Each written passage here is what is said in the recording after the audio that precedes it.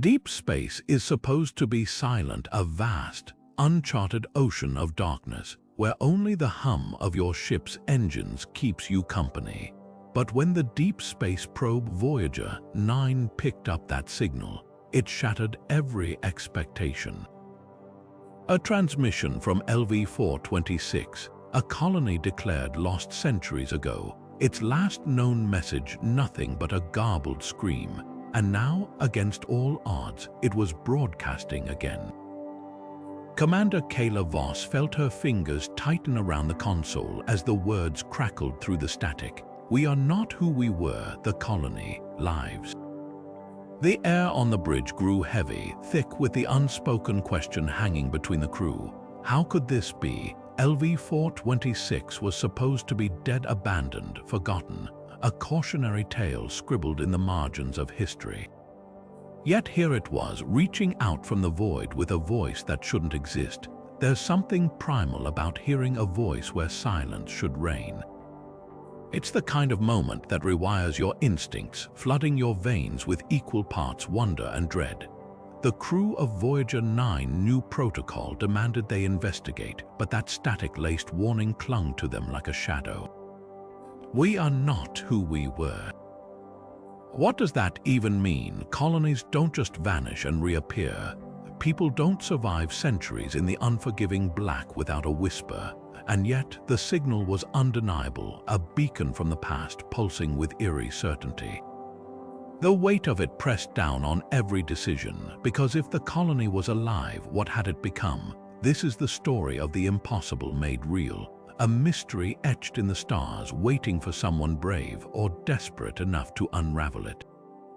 What Voyager 9 discovered on LV-426 would rewrite history, challenge everything we thought we knew about survival, and force us to confront a truth far stranger than any fiction. Because sometimes the most terrifying thing isn't finding ruins, it's finding something that refuses to die. So hold tight, we're about to dive into the heart of the unknown, where every answer leads to another question, and the line between human and something else begins to blur. The storm howled around Voyager 9 as it punched through LV-426's atmosphere, turbulence rattling the hull like a warning. Commander Kaela Voss gripped her seat, watching the view screen flicker with static, only for the interference to clear in a single, staggering moment. The ruins they expected weren't there. Instead, a city stretched beneath them, its spires twisting skyward in unnatural geometries. Veins of bioluminescent light pulsing through its structures like a slow, deliberate heartbeat. Engineer Rook's voice cut through the tension, hushed and disbelieving. Scanners say this isn't just rebuilt, it's grown, like it's alive. The data didn't lie. The colony they'd come to mourn was breathing. Kaela gave the order to land, every instinct in her screaming to turn back, but curiosity, or maybe duty, anchored her. The moment the landing gear touched down, the ground itself reacted. The soil rippled, not like mud or quicksand, but with purpose, as if it recognized them. Crew member Hale was the first to step out, her boot sinking slightly into the surface before it pushed back, adjusting beneath her weight. She recoiled, gagging. It's warm. The air smelled wrong, too metallic and sweet, like old blood and ozone. Above them, the city's lights pulsed faster, as though excited or hungry. Then the whispering started, not through comms, not from any speaker, just a hum in the back of their skulls, syllables half-formed, slipping through their thoughts like smoke. Kaela's hand went to her sidearm on reflex. Whatever had happened here, whatever had taken the colony, it wasn't just surviving, it was waiting. And now, after centuries of silence, it had guessed. The mist coiled around their ankles like something alive, clinging with an almost sentient weight. Then it parted, not from wind, but as if obeying an unspoken command. The figure that stepped forward wasn't human, not anymore. Its silhouette was close enough to trick the eye at first. Shoulders, a head, limbs, but the details unraveled the illusion. Skin glistened with a network of pulsating veins, not red or blue, but iridescent, shifting between colors like oil on water. and its eyes no pupils, just a flat, reflective sheen like polished chrome. When it spoke, the voice was a grotesque amalgamation of organic rasp and mechanical distortion. "You shouldn't have come back." Kaela's hand hadn't left her sidearm. Every muscle in her body screamed to draw it, but training overrode instinct. "Who are you?" she demanded, her voice steady despite the adrenaline. "What happened here?"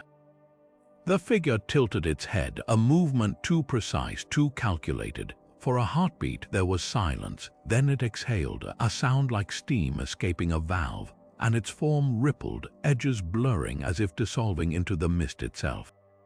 It vanished, but not without leaving a parting gift, a cloud of luminescent spores drifting lazily in the air where it had stood.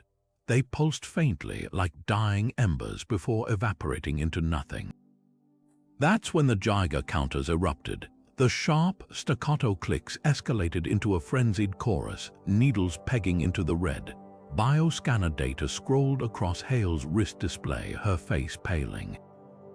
Radiation levels just jumped to 5 times tolerance, and she swallowed hard. "There's organic particulate in the air, it's binding to our cells." Rook cursed, slamming a filter mask over his face, but the damage was already done. The spores weren't just residue, they were an invitation or an infection.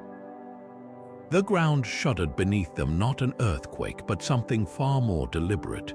The city's bioluminescent veins flared brighter, pulses synchronizing now, faster, hungrier. Kaela's calm crackled with static before a broken transmission sliced through. A voice, too many voices, layered over each other in a dissonant chant. The same words over and over. "We are not who we were." The colony hadn't just survived, it had evolved, and whatever it had become, it was watching.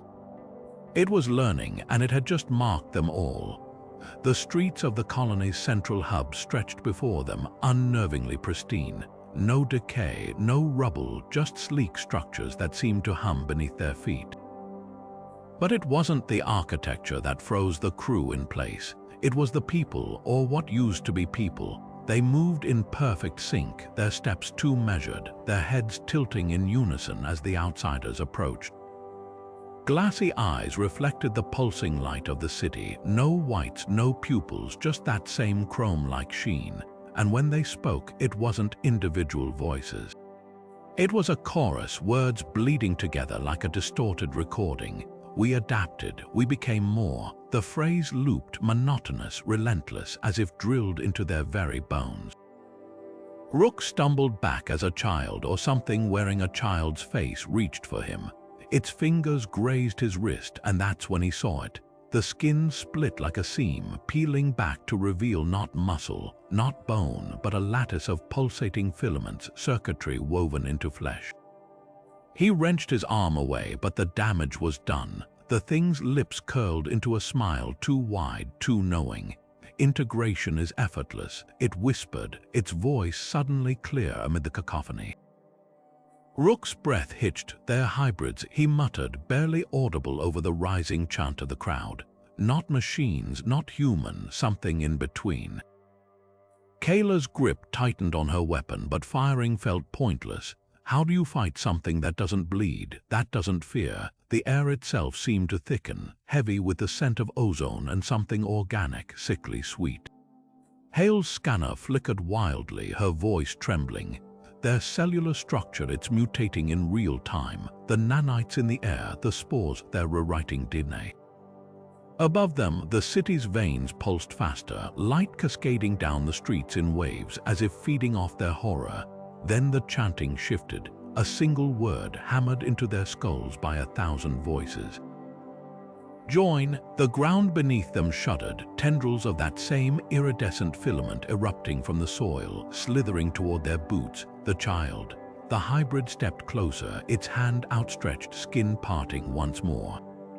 "Resistance is inefficient," it said, and this time the words carried the weight of a threat or a promise. Kaela's comms exploded with static, the ship's AI screaming a warning. Radiation levels critical. Biological contamination detected in all crew. They hadn't just walked into a city, they'd walked into a hive, and it was already digesting them. Kaela's boots crunched over shattered glass as she stepped into what was once the colony's main research lab. The walls were webbed with those same iridescent filaments pulsing faintly as though breathing. A fractured datalog terminal flickered in the corner, its screen cracked but still functional barely. The file that loaded wasn't footage, it was a confession. The grainy image of a woman in a tattered biosuit filled the display, her pupils dilated black, veins glowing beneath her skin like circuitry. "We had no choice," she whispered, her voice layered with distortion. "The atmosphere was poison, the nanites, they were supposed to filter it, cleanse us." Her head jerked sideways in a motion too sharp, too mechanical. But they rewrote us instead. Behind Kaela, Rook gasped as the woman on screen convulsed, her jaw unhinging sideways like a broken puppet's, revealing not teeth but a nest of writhing metallic tendrils. The recording stuttered, the woman's voice splitting into a chorus. "We are the next step, the inevitable." The screen went black, then reactivated with a single line of text stark against the darkness. "Integration protocol 98% complete." Hale's voice was barely audible over the sudden rush of static in their comms. "That's not a colony out there." She pointed to the window where the crowd of hybrids stood motionless, faces upturned toward the lab. "Waiting, it's a single organism, a hive, and we just walked into its nervous system." The realization hit Kaela like a plasma round to the chest, the synchronized movements. The shared voice, even the city's bioluminescence. It wasn't power. It was a pulse, one vast, interconnected system, absorbing everything it touched. The datalog terminal beeped again, this time displaying a real-time scan of the crew's vitals. Kaela's stomach dropped, their biosigns were changing, heart rate synchronizing, brain activity spiking in identical, unnatural patterns. Rook ripped open his sleeve, revealing thin, glowing veins spiderwebbing up his forearm. "It's already in us," he breathed. The window behind them shattered, not from impact, from growth. Filaments burst through the frame, lashing toward them like living wires. The last thing Kaela heard before the hive's voice swallowed her comms whole was the datalog's final message, looping on a whisper: "Resistance is inefficient." The ground heaved beneath them, not with the randomness of an earthquake, but with terrifying purpose, rippling upward in jagged waves as the city's walls twisted inward, metal and biomass fusing into an impassable barrier. Rook's shout barely pierced the cacophony, raw with desperation. "It's hurting us." His words were swallowed by the deafening groan of structures rearranging themselves, corridors collapsing like a living throat constricting. The exits sealed shut with wet, organic snaps, leaving them trapped in a chamber that pulsed around them, its walls breathing in unison. Kaela didn't hesitate. Her plasma cutter flared to life, its blade slicing into the nearest wall only for the wound to gush thick black ichor. The reaction was immediate, the city screamed. Not a mechanical alarm, not a siren, but a raw, visceral shriek that seemed to tear through the air from every direction at once. The ichor hissed where it splattered, eating into the floor like acid, and for the first time Kaela understood. This wasn't just a place, it was a predator, and they were prey. Around them the whispers surged, no longer distant but crawling inside their skulls, 1,000 voices overlapping into a single, suffocating command. "Join us." The words weren't spoken. They were injected, each syllable vibrating through their bones like a tuning fork struck against their spines. Hale clutched her head, blood trickling from her nose as the pressure mounted. "It's in our heads, it's trying to rewrite us." Rook's fingers fumbled with his toolkit, yanking out a seismic charge, his hands shaking. Only one way out. "We blow a hole through this nightmare," but the walls were learning. Tendrils lashed out, whip fast, snatching the charge from Rook's grip and absorbing it into the pulsing mass. The biomass quivered, then reshaped, forming grotesque approximations of human faces, their faces' mouths gaping in silent mimicry. The message was clear. Resistance wasn't just futile, it was fuel. Kaela's vision blurred at the edges, her thoughts fraying as the Hive's voice grew louder, more coherent. Memories that weren't hers flickered behind her eyes, centuries of assimilation, of voices dissolving into the chorus. She tasted copper, felt her own veins thrumming in time with the city's rhythm. The realization struck like a knife. They weren't just trapped, they were being consumed, and with every second, the line between fighting back and becoming part of the Hive grew thinner. The air in the chamber thickened, a metallic tang coating Kaela's tongue as the biomass around them shuddered, then parted. The thing that emerged wasn't one of the chrome-eyed hybrids. This one wore the governor's face, or a close enough mockery to make her stomach lurch. Its features flickered like a glitching hologram, skin peeling back in patches to reveal the same iridescent filaments beneath, pulsing in time with the city's heartbeat. When it spoke, the voice was wrong, too smooth, too human. Commander Voss, it said, lips curving into a smile that split at the edges, stitching itself back together mid-word. We've waited so long for you. Kaela's finger hovered over her sidearm's trigger, but something froze her, not fear, not awe, but the sheer wrongness of its cadence.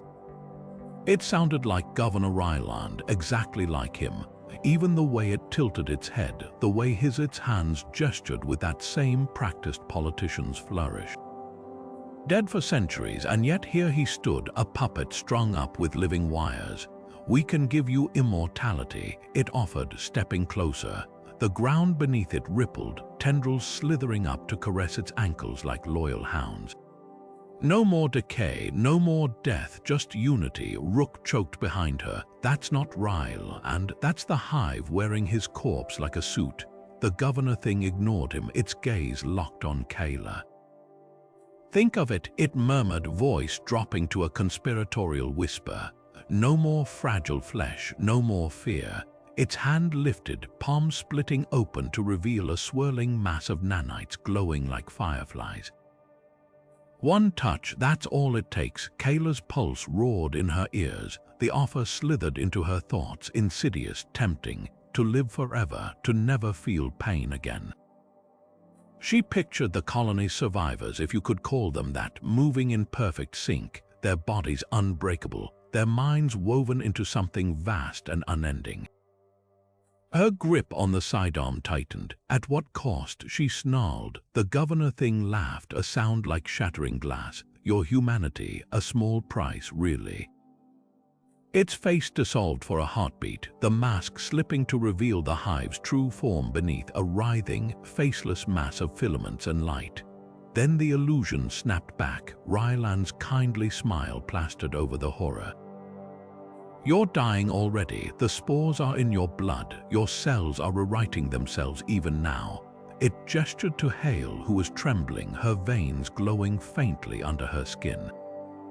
Fighting is futile, but joining us, the thing sighed, almost wistful. You'll never be alone again. Kaela's vision blurred. The whispers surged, louder now, threading through her thoughts like vines. She could feel it, the Hive's presence pressing against her mind, offering not just survival but belonging, a family that never faded, a purpose etched into the stars. For one terrifying second, she almost reached out. Then Rook's scream tore through the haze. He was on his knees, clawing at his chest, his skin splitting as filaments burst through like blooming flowers. The governor thing watched, rapt, as Rook gasped, not in pain but in something worse, relief. It doesn't hurt, he whispered, eyes turning reflective. Oh God, it doesn't hurt at all. The choice crystallized in Kaela's mind, sharp and brutal. There was no immortality here, no salvation, just assimilation. The last gasp of a woman who refused to dissolve into the chorus. Her finger found the trigger. The governor thing's smile widened impossibly, as if it already knew what came next. Decide quickly, Commander, it whispered. The integration is almost complete. Rook's fingers danced across the reactor console, bypassing safeties with the desperate precision of a man who knew there wouldn't be a second chance. Warning klaxons howled as the core's containment field destabilized, bathing the chamber in pulsing crimson light. 90 seconds till overload, he shouted over the screech of rending metal. The walls convulsed around them, fibrous tendrils erupting from every surface, not just attacking now, but recoiling, as if the Hive finally understood the threat. Hale's pulse rifle whined as she carved a path through the writhing biomass, each burst of plasma leaving cauterized wounds that smoked and twitched. There learning, she panted, kicking aside a severed tendril that still snapped at her boots like a dying serpent. Behind them, the corridor collapsed in a grotesque wave, floor plates buckling upward as the entire structure contracted like a giant muscle. A Marine stumbled, his leg tangled in whip-thin filaments. "We'll never make it." His scream cut short as Kaela grabbed his harness, dragging him forward with strength she didn't know she had. Blood trickled from her nose, whether from radiation or the Hive's psychic assault, she couldn't tell. The air tasted of burnt copper and decay. Every breath seared Kaela's lungs as they sprinted toward the hangar bay, the distance shrinking in nightmarish slow motion. The colony wasn't just chasing them now, it was unraveling. Spires cracked open like rotten fruit, spewing clouds of luminescent spores that swirled into grasping hands. The Governor Thing's voice echoed through the chaos, no longer pretending at humanity. "You belong to US." The words weren't heard, they were felt, vibrating through their teeth, their bones, the fillings in their molars. Rook's timer hit 30 seconds. The reactor's whine ascended to a shriek, harmonics making their vision blur. The hangar doors loomed, sealed. Hale didn't hesitate. Her last plasma cartridge melted the locking mechanism, the doors groaning apart just enough to squeeze through. Beyond, their dropship stood miraculously untouched, its running lights a beacon in the suffocating dark. They piled in, Kaela slamming the ramp controls as tendrils slithered after them. The engines roared to life, thrusters scorching the organic mass that surged forward in one last, desperate lunge. As the ship tore free of the hangar, the colony's scream followed them not through comms, but inside their skulls, 1,000 voices wailing in perfect unison. Then the reactor detonated. The shockwave hit like a fist, the entire city bursting outward in a grotesque blossom of fire and liquefied biomass. For one breathtaking moment, LV-426 hung suspended in space, its tendrils flailing as if trying to knit itself back together. Then the light consumed it. The blast painted their retinas with afterimages of dissolving faces, their mouths still moving, still chanting that same terrible refrain even as they crumbled to ash. Silence, the kind that comes after something primal, after storms, after battles, after the last note of a requiem. Kaela's hands shook on the controls. No cheers, no sighs of relief. Just 4 survivors staring at the expanding cloud of debris where an entire civilization had been. Hale broke first, vomiting into a waste chute, her body rejecting whatever the spores had left behind. Rook slumped against the bulkhead, his sleeve rolled up to reveal the glowing veins now retreating beneath his skin, dormant but not gone, never gone. The dropship's medical scanner beeped insistently, its screen flashing the same verdict for all of them. Foreign cellular integration, 32% and holding. Kaela closed her eyes. The Hive was silent now, but in the dark behind her eyelids something whispered, waiting. The engines howled like a dying beast, thrusters igniting with a force that slammed the crew into their seats.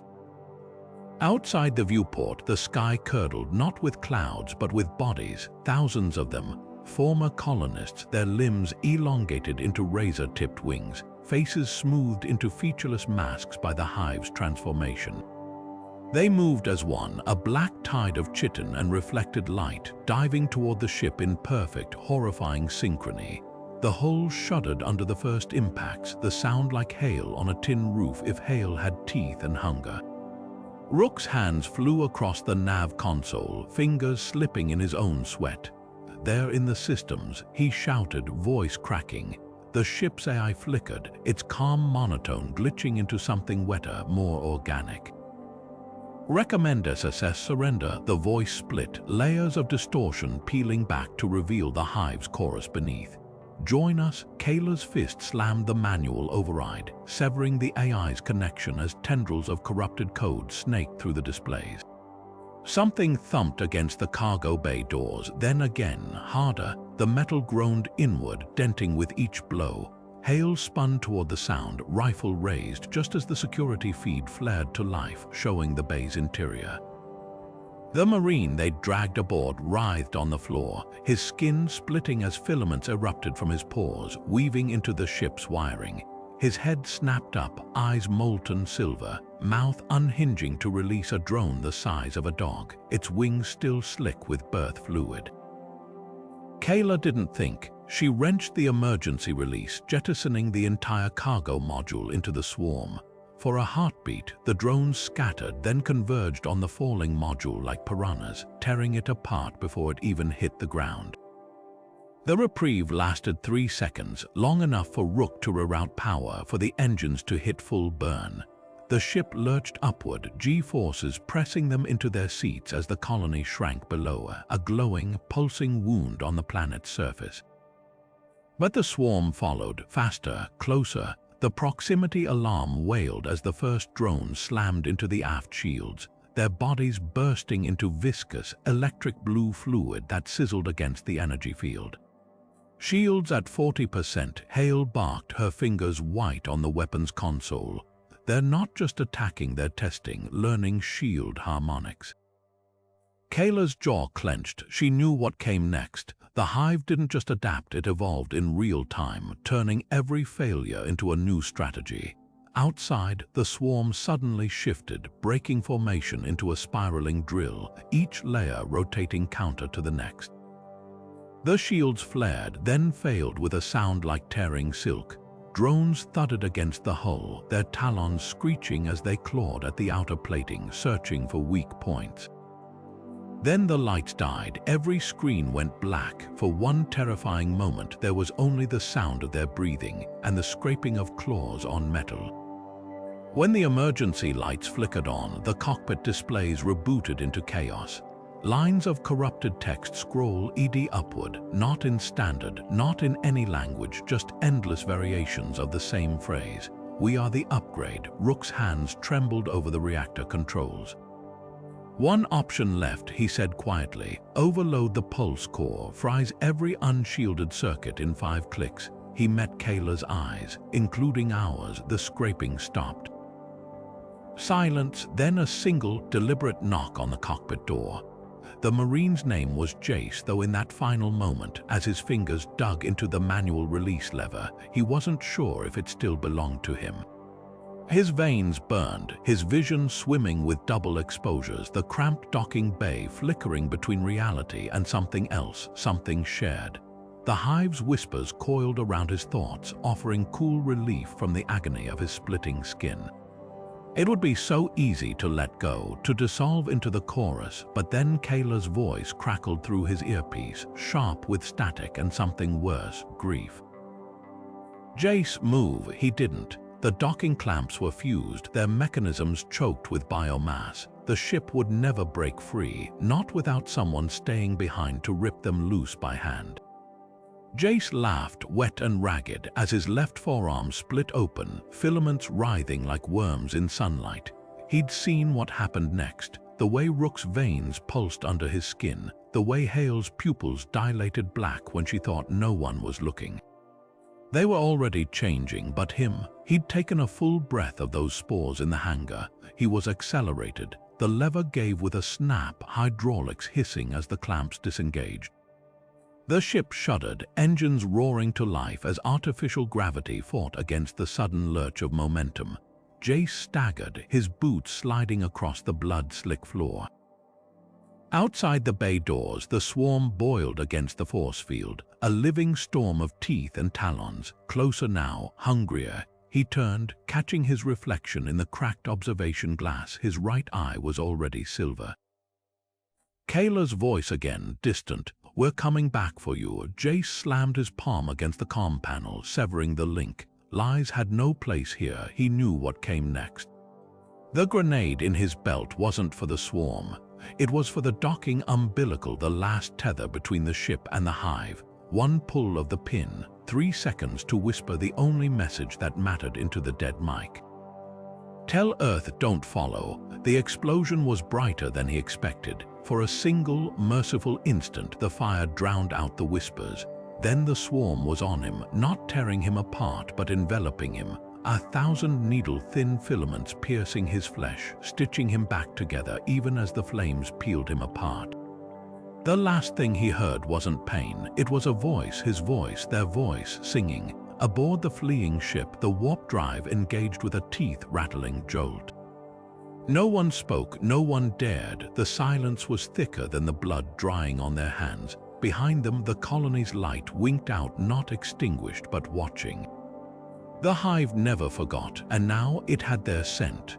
The star maps glowed cold and unforgiving in the dim light of the command deck, every pinpoint of light a potential graveyard. LV-426 pulsed red on the display, a festering wound in the void, but it wasn't alone anymore. A dozen new signals flickered around it, probes, outposts, even civilian transports, their transponders twisting into garbled screams before going dark. Rook's fingers trembled as he pulled up the last corrupted transmission from probe Delta 9, the screen fracturing into static before resolving into a grotesque tableau.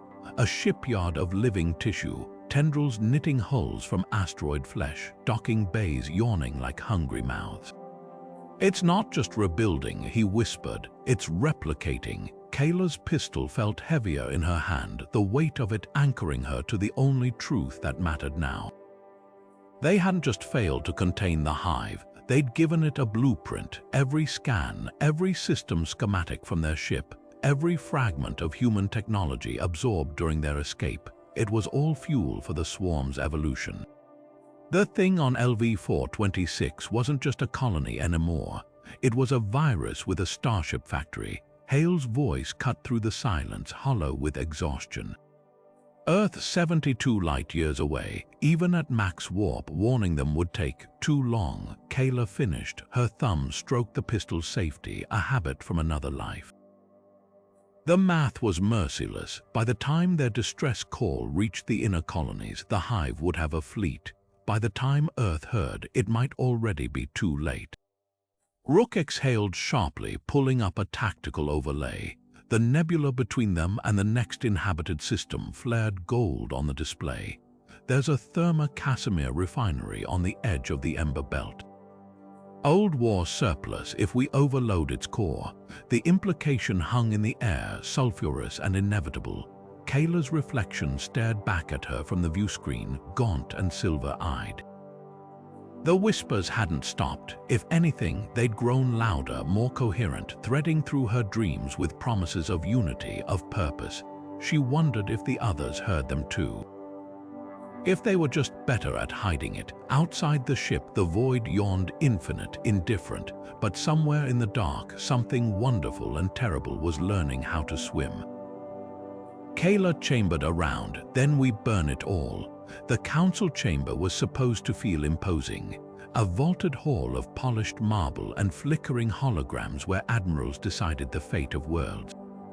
To Kaela, it just felt empty. Her words bounced off those pristine walls like pebbles dropped into a void, met with slow blinks and exchanged glances. Admiral Vostok's fingers steepled under his chin, his voice the careful monotone of a man humoring a child's ghost story.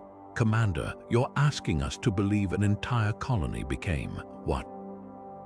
Some kind of living machine." A ripple of chuckles from the junior officers. Kaela's augments word as her fist clenched, the only sound in the sudden quiet.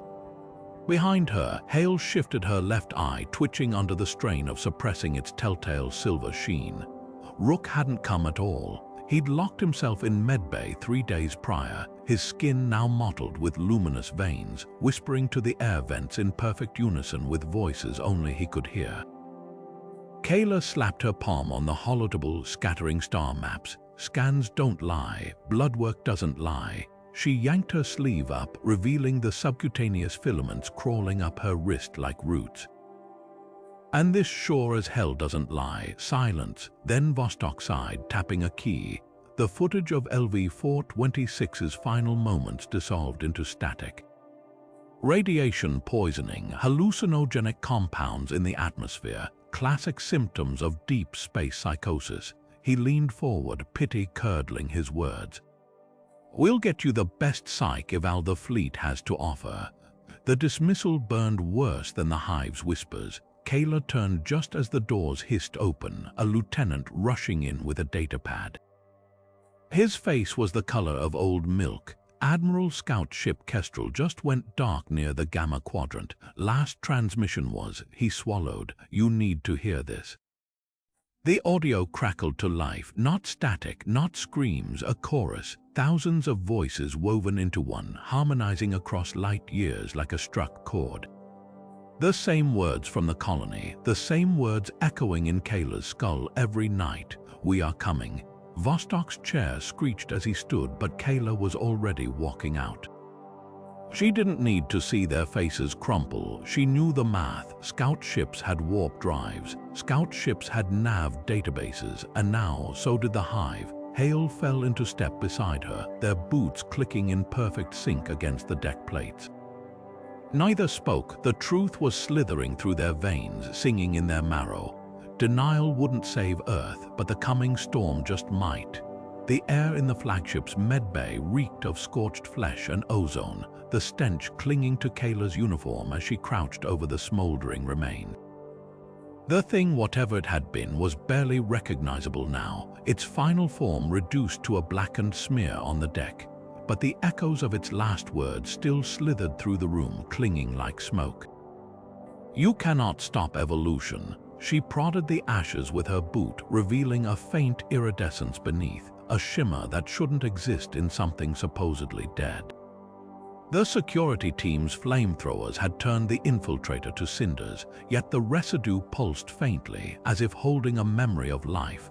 Hale stood rigid by the door, her fingers twitching near her sidearm. That was Lieutenant Corrin, she muttered. I served with him on Mars Station 6 months ago. He was clean then. Kaela didn't answer. She was too busy counting the implications. 6 months was nothing. The Hive moved faster now, sleeker. The infiltrator hadn't shown the crude mutations of the colony's early victims, no split skin, no writhing filaments. Just a man with slightly too smooth reflexes, a little too much precision in his movements, until he wasn't a man at all, until his ribs cracked open like a seed pod, unleashing something older and hungrier. A diagnostic scanner whirred to life beside her, its beam slicing through the residue. The readout made her stomach lurch. Nanite concentration at 89%, the medic announced, voice strained. Not dormant, active replicators. He tapped the screen and the image magnified, a single fleck of ash resolving into a lattice of microscopic tendrils, still knitting themselves together.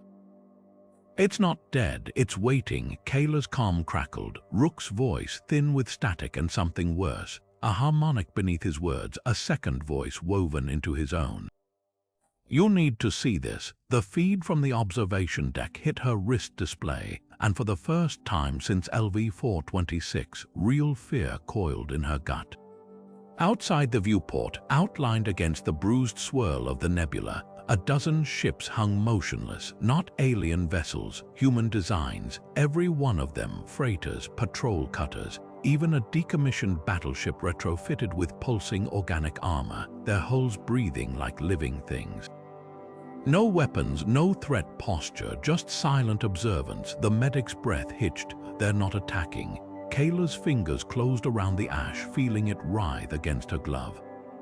They don't need to. Evolution didn't rush. It didn't scream or charge. It waited. It adapted. And now, with every ship they'd lost, every colony gone dark, every rescued survivor welcomed back with open arms, the Hive had learned the most human tactic of all.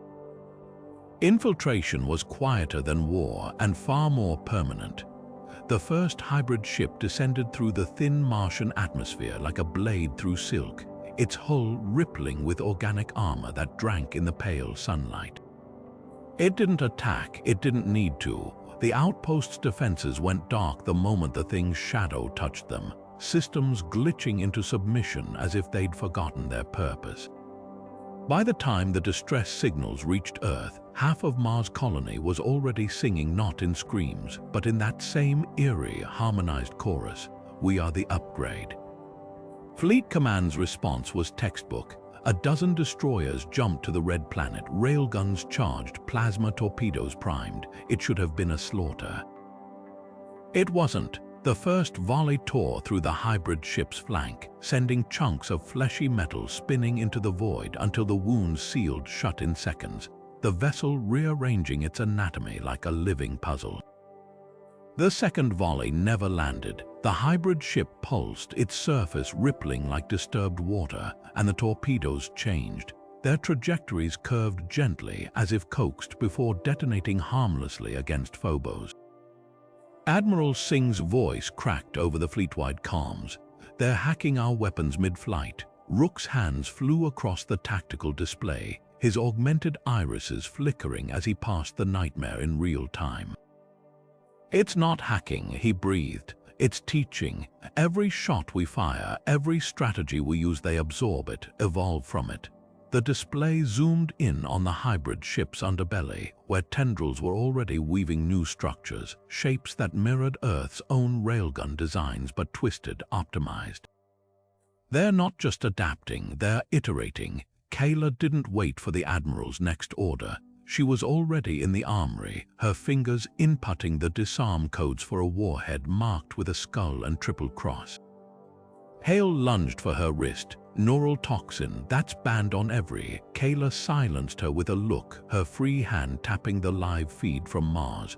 The screen showed colonists walking calmly into the hybrid ship's open maw, their eyes silver, their faces serene.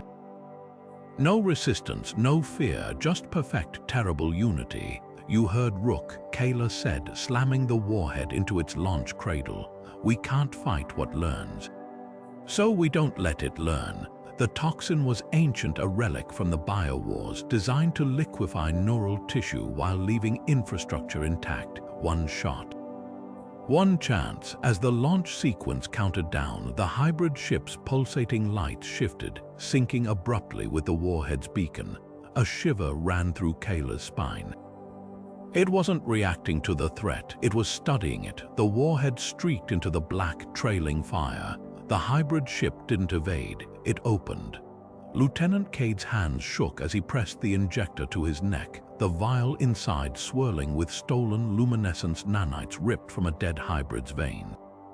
His breath came in ragged bursts, pupils dilated with something between devotion and delirium. "I can bridge the gap," he whispered, more to himself than to the horrified crew circling him.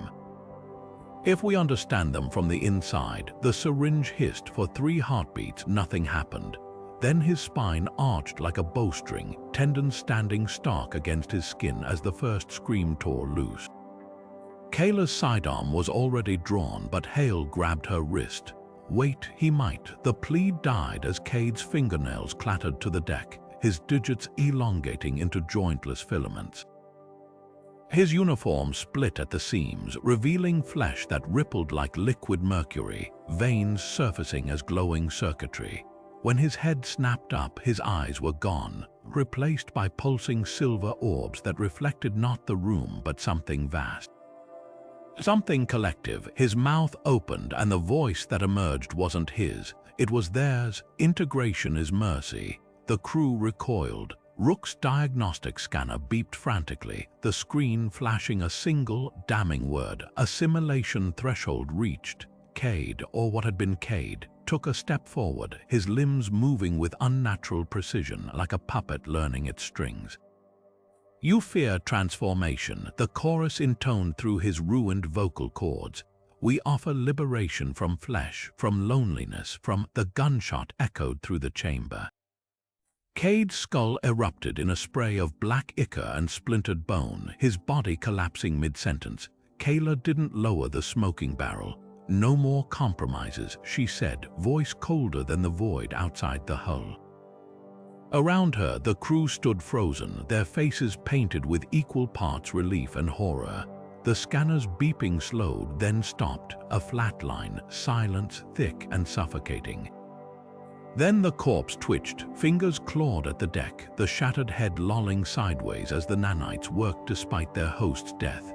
The jaw unhinged, a final, wet whisper slithering out. "You will join." The body convulsed once more, then stilled, the glow in its veins fading like embers. Hale exhaled, shaky. "We just killed a man." Kaela ejected the spent cartridge, the brass clinking against the deck like a bell tolling. "No," she corrected. "We put down what was left of him." Outside the viewport, the hybrid fleet pulsed in the dark, their lights flickering in perfect unison. A reminder, a promise. The war wasn't just at their doorstep anymore. It was in their blood.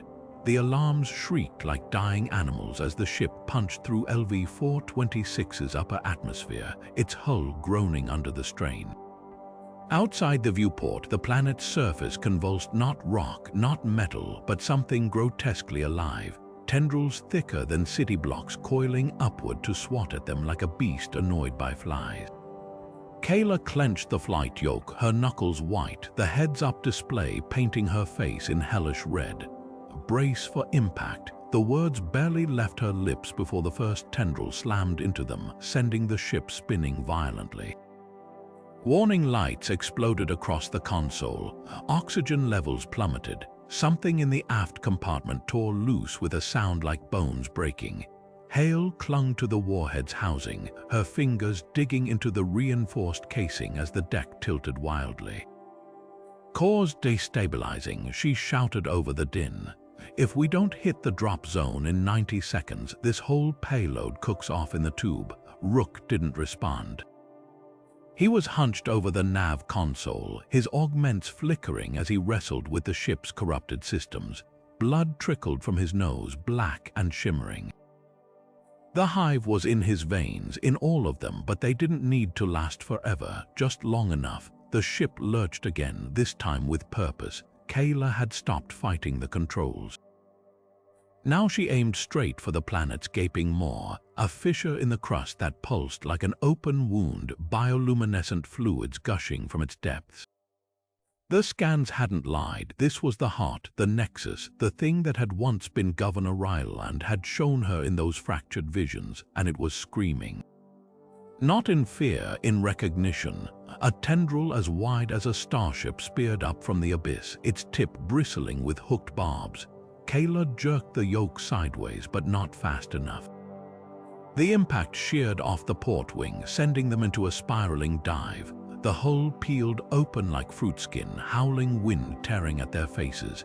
Hale's grip on the warhead slipped. Kaela lunged, grabbing her harness with one hand, the other still locked on the yoke. Now, she roared. Rook's fingers danced across the detonation sequence.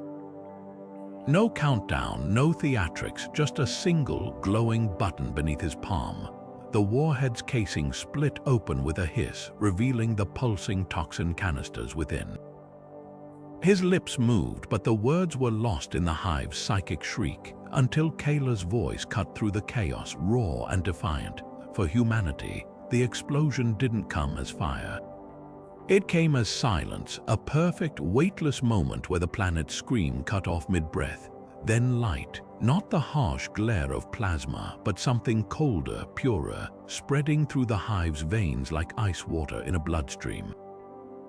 The tendrils froze mid-lash, the fissure's pulsating glow dimmed, flickered, then winked out. The ship's carcass plummeted into the dark, trailing smoke and dying embers. Somewhere in the black, Kaela's hand found Hale's. No words, no last-stand speeches, just the quiet certainty that the toxin was already working, not just here. Everywhere, carried by the Hive's own networks, racing through the stars to every infected ship, every hybrid colony, every whispering tendril that thought it had won. The silence stretched, the dark deepened, and then, from the depths of LV-426's corpse, a single, fractured transmission burst forth, not the Hive's chorus, but a human voice.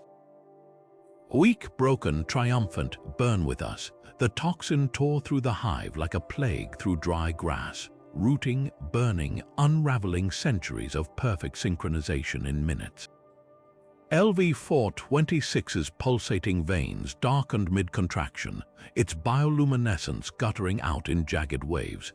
The great tendrils that had once knit the planet together now writhed in silent agony, their movements turning jerky, uncoordinated, like a nervous system severed at the spine. Yet even as the Nexus died, the swarm reacted with horrifying purpose. Ships ripped free of the planet's crumbling orbit, their organic hulls blistering, their thrusters burning with reckless abandon. Not toward battle, not toward Earth, every vector different, every course random. Rook's augments word as he passed the data, his voice hollow. It's not retreating. The tactical display flickered, 1,000 red dots scattering into the void like embers from a dying fire. It's a diaspora. The word hung in the air, heavy with implication. The Hive wasn't just running, it was seeding itself. Each ship carried a fragment of the whole, a backup of the collective consciousness, fleeing beyond the toxin's reach to regrow, to adapt. Kaela's grip tightened on the viewscreen's edge. Outside, the debris field shimmered with the corpses of half-formed vessels, their mutated hulls still twitching as the toxin did its work. But among the wreckage, hundreds more streaked away, vanishing into warp trails that spiderwebbed across the star map. The scale of it hit her like a voltaic shock. They hadn't killed the Hive, they'd forced it to metastasize. Hale's scanner chirped, breaking the silence, Nexus vitals flatlining. Her fingers trembled as she wiped black fluid from the screen, her own blood thick with dormant nanites. We won. The words tasted like ash. Kaela didn't turn from the viewport. Somewhere in the dark, a cluster of hybrid ships arrowed toward the Uat cloud, another toward the uncharted reaches of the Whirlpool galaxy.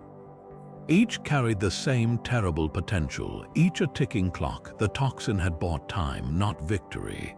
Reroute all power to long-range sensors, she said softly. Tag every trajectory, every destination. Behind her, Rook's augments flickered in understanding. The war hadn't ended. It had fractured into 1,000 smaller, deadlier shadows. And now the real hunt began. The first distress call came from Gamma Station, a mining outpost on the edge of known space. The transmission was fragmented, half scream, half hymn, before dissolving into harmonic static. By the time fleet reinforcements arrived, the station's docking arms had reconfigured themselves into grasping talons, its hull throbbing with bioluminescent veins. The scans told the story: 93% assimilation, no survivors, only echoes. Then it was New Carthage, then Helios Prime. Each outbreak burned faster, fiercer, as if the Hive had learned how to accelerate its own corruption. Earth's response was swift, brutal, and utterly futile. Sector-wide quarantines, sterilization protocols. The Admiralty's orders crackled across the comms with grim finality. Burn the bridges. But refugees slipped through the cracks, desperate ships packed with families who'd traded ration bars for passage, their eyes still clear, their skin still whole. Until the coughing started, until their veins began to glow under UV scans like fault lines in molten rock. The turning point wasn't a battle, it wasn't even a death. It was a child's voice trembling over an open channel from the doomed colony of Verge 7. "We just wanted to live," she whispered, her words punctuated by wet, rhythmic gasps. Behind her, something inhuman crooned in perfect harmony. The comms officer who heard it never slept again. Neither did the millions who watched the leaked footage spiral across the net, the girl's silver eyes staring out from every screen, not with fear but something worse. Recognition. Quarantine zones became graveyards, graveyards became incubators, and with every fallen world, the Hive grew stronger, its mutations outpacing countermeasures, its whispers slipping through firewalls. The war wasn't just against an enemy now, it was against the idea of mercy, because in the end, the hardest truth wasn't that the hybrids were monstrous. It was that somewhere under the chrome and the chorus, they still remembered what it meant to beg. The war room smelled of ozone and sweat, the air thick with the hum of holographic star maps flickering above the central table. Earth's remaining admirals stood like gravestones in their dress uniforms, their faces carved with the same grim certainty. Fleet Admiral Vostok's fist came down like a gavel. We sterilized the infected zones, every last one. The holomap pulsed red over a dozen systems: Verge 7, Helios Prime, Gamma Station, their names now synonymous with corpses and chorus. No more half measures. We burn the bridges before the fire reaches us. Kaela's augments word as she stepped into the light, her veins glowing faintly under her rolled sleeves. You're talking about genocide. The word landed like a grenade. Those aren't just hybrids out there. They're people who didn't choose this, people we swore to protect. Her fingers brushed the data pad in her palm, pulling up footage from Verge 7. Last moments, children clutching their parents, their eyes wide with terror, not chrome. There's a cure. We isolate the neural link protein, reverse engineer the bullshit. The interruption came from General Alden, his cybernetic eye spinning with tactical feeds. You've been chasing that ghost for months. Meanwhile, the Hive's taken 3 more systems. He stabbed a finger at the map where new red blooms spread like bloodstains. Every second we waste on pity is another planet lost. Silence pressed down, broken only by the rasp of Rook's breathing. He sat slumped in the corner, his augments glitching, half his face still human, the other a lattice of pulsating filaments. When he spoke, his voice was a duet of flesh and static. Kaela. Her name sounded like an elegy. They're not coming back. His organic hand trembled as he tapped his temple. I hear them now, the chorus. It's not pain, it's purpose. His chrome eye flickered, projecting a scatter of signals: hybrid ships diverting course, not toward Earth but beyond. They're not invading, they're evolving, and we're outdated. Kaela's jaw tightened. She'd seen Rook fight the Whispers for weeks, clenching his teeth through surgeries that peeled corrupted flesh from bone. Now his resignation felt like a door slamming shut. Across the table, Vostok exhaled, pulling a black case from his jacket.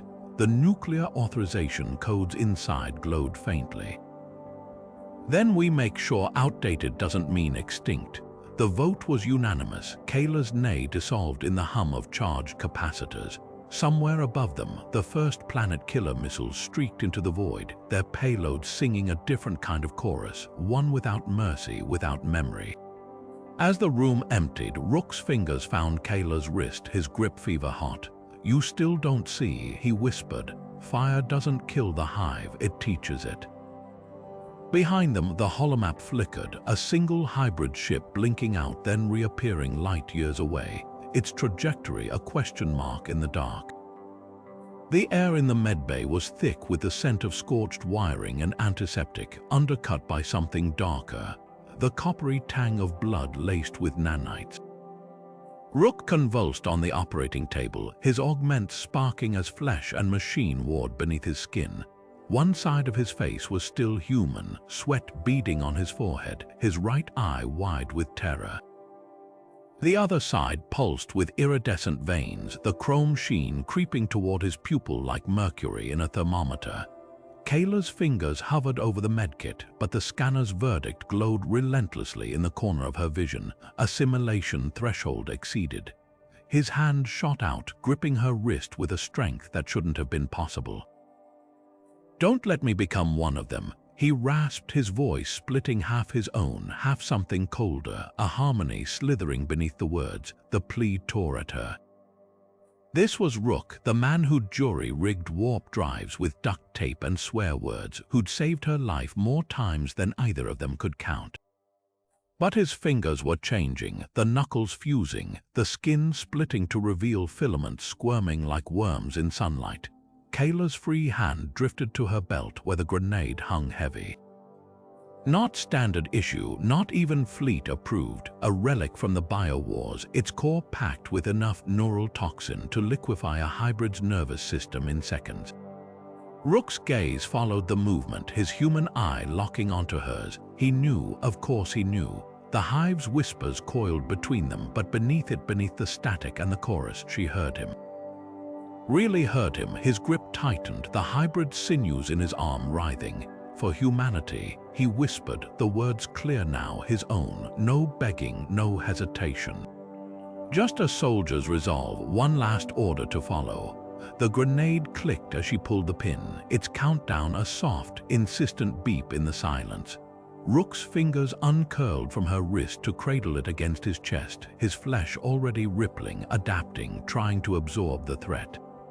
Too late, the toxin didn't need to penetrate, it just needed proximity. Kaela backed toward the hatch, her pulse a drumbeat in her throat. Rook's lips moved, but the sound that came out wasn't words. It was a song, the Hive's chorus, rising in perfect, terrible harmony, before the blast swallowed it whole. The shockwave hurled her into the corridor, the medbay's reinforced door buckling inward, then sealing with a hiss. No fire, no smoke, just silence and the acrid sting of dissolved neurons hanging in the air.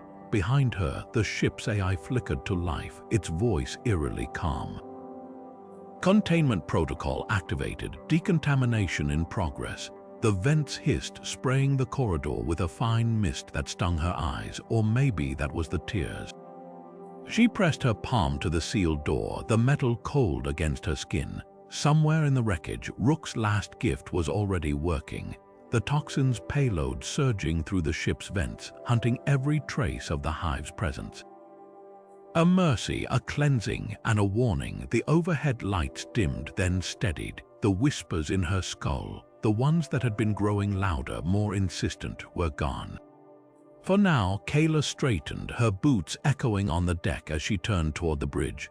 The war wasn't over, but neither was she. The transmission crackled across every frequency, an unencrypted broadcast from a man who shouldn't exist. Dr. Elias Vaughan's face filled the screen, his gaunt features lit by the eerie glow of a dozen holoscreens. Shadows pooled under his eyes, but his voice carried the manic energy of a zealot at the pulpit. "The Hive isn't our enemy," he declared, hands trembling as he adjusted cracked spectacles. "It's our evolution, and I can teach you to ride the wave." Behind him, something moved in the blurry background, shapes suspended in translucent tanks, their limbs drifting like seaweed in a current. Kaela's ship tore through the asteroid belt, its engines screaming. Vaughan's coordinates led to a derelict research outpost, its hull pockmarked with organic growths that pulsed in time with her augments. The airlock hissed open to reveal a chamber straight from a nightmare. Rows of vats lined the walls, each filled with hybrids in varying stages of transformation, some still recognizably human. Their faces pressed to the glass in silent screams, others half dissolved into the Hive's signature filaments, their mouths stretched in beatific smiles. Vaughan emerged from the shadows, his lab coat streaked with ichor. "Commander, you're just in time to witness the breakthrough." He gestured to a central tank where a young woman floated, her body threaded with glowing veins. Lena volunteered, the first true synthesis human consciousness guiding the Hive's adaptations. No more fighting, no more pain. His grin widened as the woman's eyes snapped open, chrome irises focusing on Kaela with unsettling clarity. "We're designing the future." Kaela's pistol was in her hand before she'd made the conscious decision to draw it. The stench of antiseptic and decay clogged her throat. "You turn them into lab rats." Turned, Vaughan laughed, a sound like shattering glass. "They lined up for this. The Hive doesn't conquer, it seduces." "And why not? Eternal life, shared purpose." He tapped a console and the vats lit up one by one, revealing hundreds more subjects.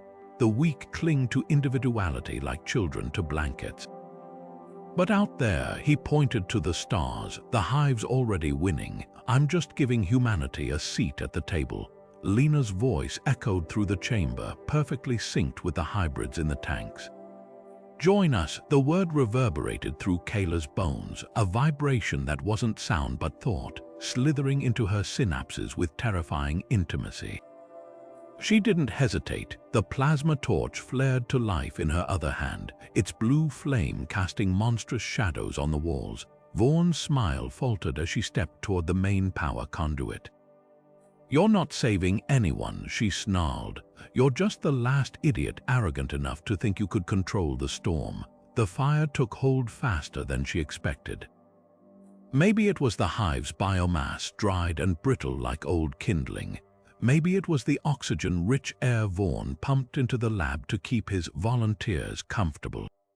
Flames raced up the walls, licking at the vats, glass shattering as the hybrids inside writhed not in pain, but in something worse, ecstasy. Their merged voices rose in a final, discordant hymn as the ceiling collapsed, swallowing Vaughn's screams and Kaela's last glimpse of Lena's smiling face. She was 3 corridors away when the explosion rocked the station, the blast wave hurling her against the bulkhead.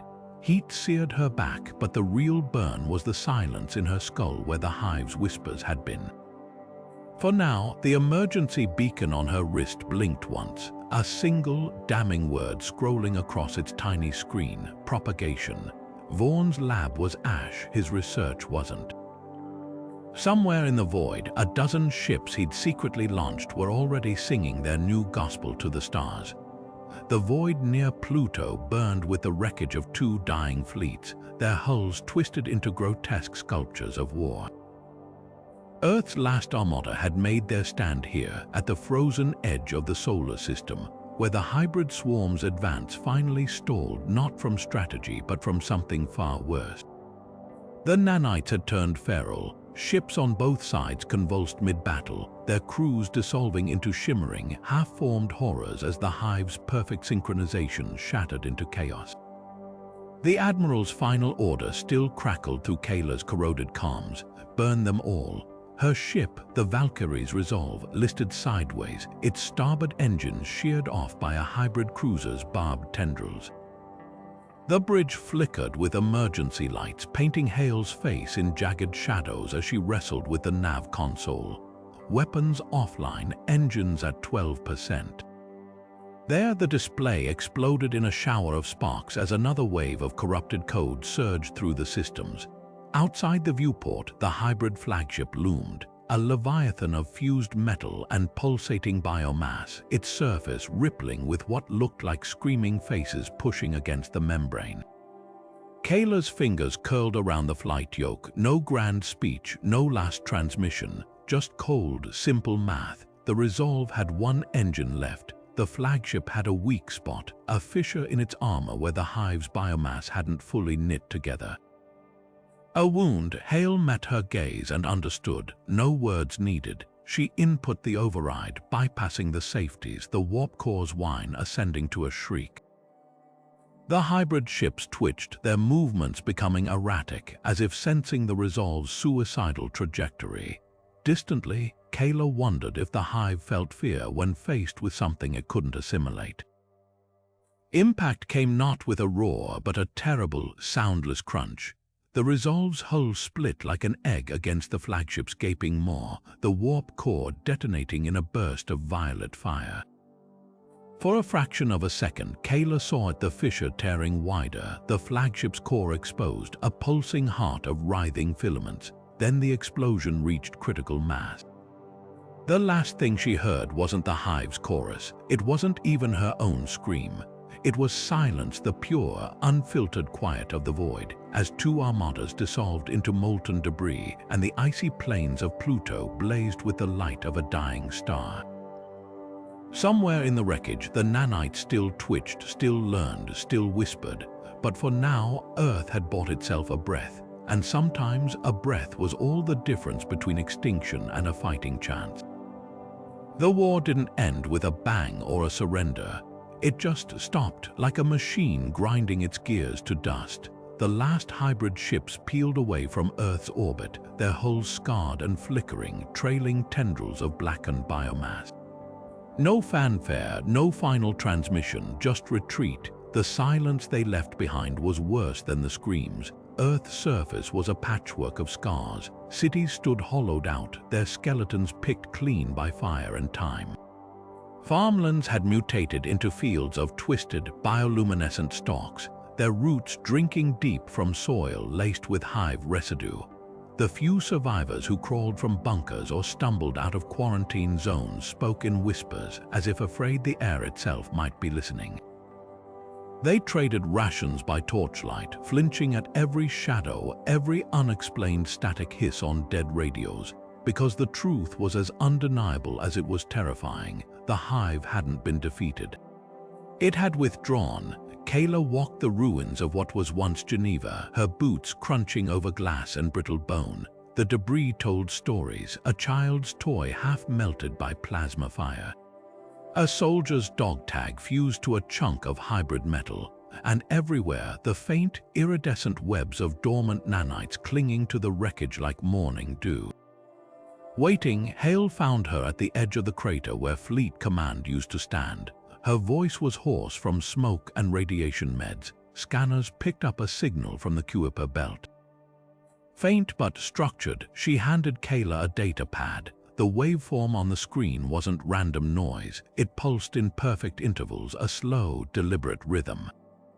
Like a heartbeat, Kaela's augments word overlaying the signal with something worse, a harmonic resonance buried deep in the static, a match to the Hive's earliest transmissions. Not dead, not gone, just quiet, adapting. The wind howled through the ruins, carrying the scent of ozone and something earthy, almost sweet. Above them, the stars burned cold and indifferent. Somewhere out there, in the dark between the worlds, the storm was gathering itself, and this time it wouldn't need ships to come calling. A scout ship's wreckage shifted nearby, its corroded hull groaning. Kaela's hand went to her sidearm by reflex, but the only sound was the distant, echoing cry of a crow, the first living thing they'd seen in weeks. It perched on a twisted girder, head cocked, one shiny black eye fixed on them. Watching, learning, just like everything else. Decades bled into the void with the uneasy rhythm of a fading heartbeat. Humanity rebuilt. The scars of the Hive War became cautionary tales, then myths, then half-remembered nightmares until the day the beacon flared to life in the Omicron sector. A distress ping, pristine in its simplicity, broadcasting in perfect standard. No static, no chorus, just a woman's voice trembling with relief. This is Captain Kaela Voss of the colony ship Peregrine. "We've survived, please come home." The name alone should have been a warning. Voss, a bloodline etched in tragedy. But hope is a poison that tastes like nectar, and Earth's new generation of explorers had only known the Hive from grainy declassified vids. The rescue team descended on Omicron 9 like pilgrims to a shrine, their ships cutting through the atmo to reveal a settlement that defied logic. Towers of sleek white metal rose from the planet's crust, their surfaces flawless, their geometries too precise. No weathering, no decay, just a city frozen in the moment of its own perfection. The first contact team stepped onto the tarmac in full containment gear, scanners humming. The air was wrong, too clean, too still, absent even the whisper of wind. Then the doors of the nearest structure slid open and the colonists emerged. They moved in unison, their steps measured, their faces alight with smiles that stretched just a hair too wide. Captain Kaela led them, her dark hair untouched by time, her uniform crisp as the day the Peregrine had vanished. "You took your time," she chided, laughing. The sound was bright, musical, and utterly, devastatingly rehearsed. Lieutenant Wren from the rescue team instinctively reached for his sidearm as the scanners erupted. No radiation, no pathogens, just a single, impossible line of data scrolling across every screen. Biomass composition, 0.0% deviation from baseline human. The colonists crowded closer, their hands outstretched in welcome, their fingers ever so slightly elongated. Wren's helmet cam caught the moment Ilara's grin split at the edges, not from emotion, but from necessity, her lips parting to reveal twin rows of needle-thin teeth. "We've missed you," she sighed, and the words weren't spoken. They were broadcast, vibrating through the rescue team's implants directly into their auditory cortex. The transmission cut off as the first colonist's hand breached Wren's containment suit, not tearing, not piercing, simply passing through the fabric like liquid, flesh and polymer merging seamlessly. His scream never made it to the comms. By the time the ships in orbit realized something was wrong, the beacon's message had already changed. No more desperation. No more lies, just 5 words pulsing across every frequency in known space. Prepare for second contact protocols. The recording device flickered to life, casting a pale blue glow over Kaela's weathered face. Deep lines framed her mouth, etched by decades of running, fighting, surviving. The augments in her right eye glitched intermittently, static, distorting her vision as she adjusted the lens. Behind her, the walls of the derelict outpost were scarred with old battle damage, the air thick with the stench of rust and stale fear. She leaned in, her voice a graveled whisper. "They're patient," the words hung in the silence like a curse. "You think you've won because the stars go quiet, because the scanners stop screaming." That's when they're cleverest. Her hand trembled slightly as she lifted the pistol, an antique revolver, its barrel worn smooth from use. The last bullet gleamed in the dim light, a single brass promise. Outside the cracked viewport, the void stretched endlessly, stars winking cold and indifferent. Somewhere out there, the remnants of the Hive drifted, biding their time. Kaela's reflection stared back at her from the glass, a ghost overlaying the cosmos. "Saw it on Verge 7, she muttered, more to herself than the recorder. Whole colony looked clean, scanners green, voices their own. Then the harvest came. Her thumb traced the bullet's rim. They don't just take your body.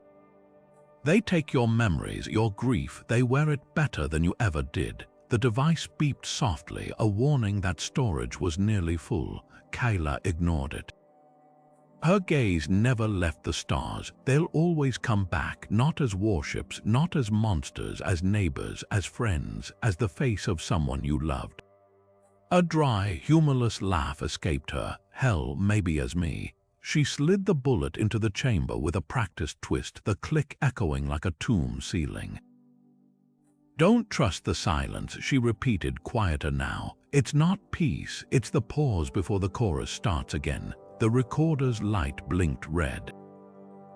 "Time's up," Kaela exhaled, her breath fogging the lens as she reached to shut it off, then paused. Somewhere in the static of her augments, a frequency hissed. A whisper, faint but familiar. Her good eye widened. The pistol rose instinctively. The stars watched, unmoved, as the old soldier squared her shoulders one last time. The recording ended there, but the war didn't. The galaxy forgets. New colonies rise, their lights gleaming against the black like fresh stitches over old wounds. Generations pass, and the war fades, first from memory, then from history, until it's nothing but a ghost story told to scare children. But in the dark between stars, where scanners don't reach and comms go silent, something stirs. A whisper, a pulse, a rhythm older than humanity, patient as entropy. An abandoned bunker on the edge of known space hums with residual power, its last functioning terminal replaying the same corrupted transmission on a loop. The screen flickers, casting jagged shadows over empty ration packs and rusted firearms. The words crawl across the display, peeling at the edges like dead skin. The lost colony was alive. And it had changed. Static swallows the audio, but the message remains, etched into the system's bones. Then, without warning, the feed distorts. New text slithers into existence, letters bleeding into the void like ink in water. "We are everywhere now." Somewhere light years away, a child on a fledgling colony pauses mid-step, tilting their head as if hearing a distant song. The soil beneath their bare feet is warm, too warm, and if they were to dig just a little, they'd find the roots there aren't roots at all, they're veins. The bunker's screen goes dark, the transmission ends, but the silence that follows isn't empty, it's waiting.